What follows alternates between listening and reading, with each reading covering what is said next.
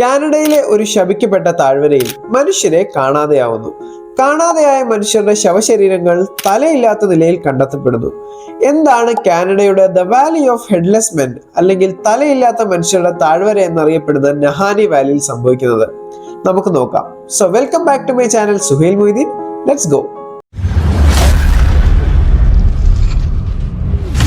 ഇന്നത്തെ വീഡിയോയ്ക്ക് ശേഷം നിങ്ങൾക്ക് കാട്ടിലേക്ക് പോകാൻ ഒരു ഭയം തന്നെ തോന്നിയേക്കാം.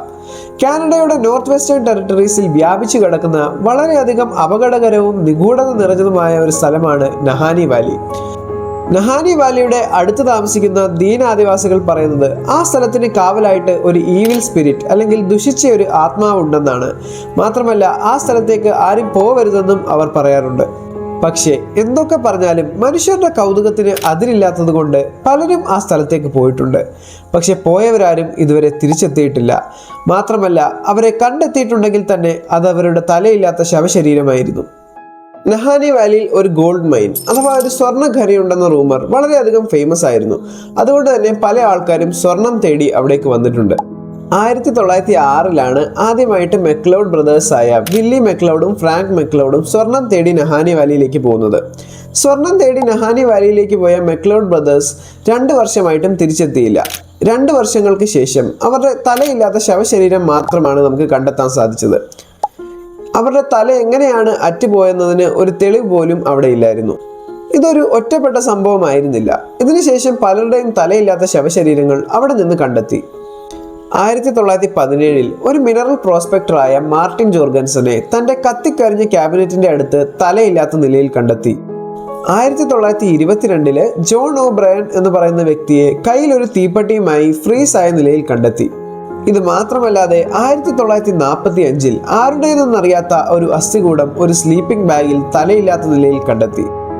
നഹാനി വാലിയോട് അടുത്ത് താമസിക്കുന്ന ദീൻ ആദിവാസികൾ പറയുന്നത് പണ്ട് നഹാനി വാലിയിൽ താമസിച്ചിരുന്നത് വളരെയധികം അപകടകാരികളായ നാഹ ട്രൈബ് എന്ന് പറയുന്ന ഒരു ട്രൈബൽ ഗ്രൂപ്പായിരുന്നു. നാഹ ട്രൈബ് പെട്ടെന്ന് തന്നെ നഹാനി വാലിയിൽ നിന്ന് അപ്രത്യക്ഷമായി പോവുകയാണ്. അവരുടെ ആത്മാക്കളാണ് നഹാനി വാലിക്ക് കാവലായി നിൽക്കുന്നതെന്നാണ് അവർ പറയുന്നത്. ഇതിലെല്ലാം ഭീതിപ്പെടുത്തുന്ന ഒരു കാര്യമാണ് ആനി ലാഫർട്ടയ്ക്ക് സംഭവിച്ചത്.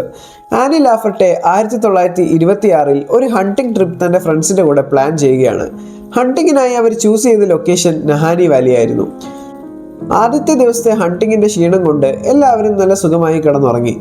അടുത്ത ദിവസം രാവിലെ എഴുന്നേറ്റതും ആനി ലാഫർട്ടെ കാണാനില്ല. ആനി ലാഫർട്ടയുടെ ഫ്രണ്ട്സ് അവളെ സെർച്ച് ചെയ്യാൻ തുടങ്ങി. പുറത്തേക്ക് പോയതും അവർക്ക് ആനിയുടെ ഫുട് പ്രിന്റ്സ് കാണാൻ സാധിച്ചു. ഫുട് പ്രിന്റ്സിനെ ഫോളോ ചെയ്തു പോയപ്പോൾ അവർക്ക് പല ഭാഗത്തായിട്ടും ആനിയുടെ ഡ്രസ് കീറി മുറിഞ്ഞ് അവിടെ ഇവിടെ സ്പ്രെഡായി കിടക്കുന്നതാണ് കാണാൻ സാധിച്ചത്. ആനി എന്തിനെയോ പേടിച്ച് ഓടുന്നതായിട്ടാണ് അവർക്ക് മനസ്സിലാക്കാൻ സാധിച്ചത്. ഓടി ഓടി ആനിയുടെ ഫുട് പ്രിന്റ്സ് അവസാനം എത്തിയത് ഒരു കൊക്കയിലേക്കാണ്. അതിനുശേഷം ആനിക്ക് എന്ത് സംഭവിച്ചു എന്ന് ആർക്കും അറിയില്ല. മാത്രമല്ല ആനിയുടെ ബോഡി ഇതുവരെ റിക്കവർ ചെയ്ത് കിട്ടിയിട്ടുമില്ല. എന്ത് കണ്ടിട്ടാണ് ആനി ഇത്ര പരിഭ്രാന്തയായി ഓടിയതെന്ന് ആർക്കും മനസ്സിലായില്ല. നമ്മുടെ കഥയിലെ ഏറ്റവും വലിയ പ്രശ്നക്കാരൻ ആ മെക്ലിയോഡ് ബ്രദേഴ്സ് തപ്പി നടന്ന ഗോൾഡ് മൈനാണ്. ആരാണ് അങ്ങനെ ഒരു സ്വർണ്ണഖനി നഹാനി വാലിയിൽ ഉണ്ടെന്ന് പറഞ്ഞു വരുത്തിയത്? അങ്ങനെ ഒരു സ്വർണ്ണഖനി ഇന്ന് വരെ അവിടെ ആരും കണ്ടെത്തിയിട്ടില്ല. പക്ഷേ അത് കണ്ടുപിടിക്കുന്ന തിടുക്കത്തിൽ പലരും അവിടെ ജീവൻ ഒടുക്കിയിട്ടുണ്ട്.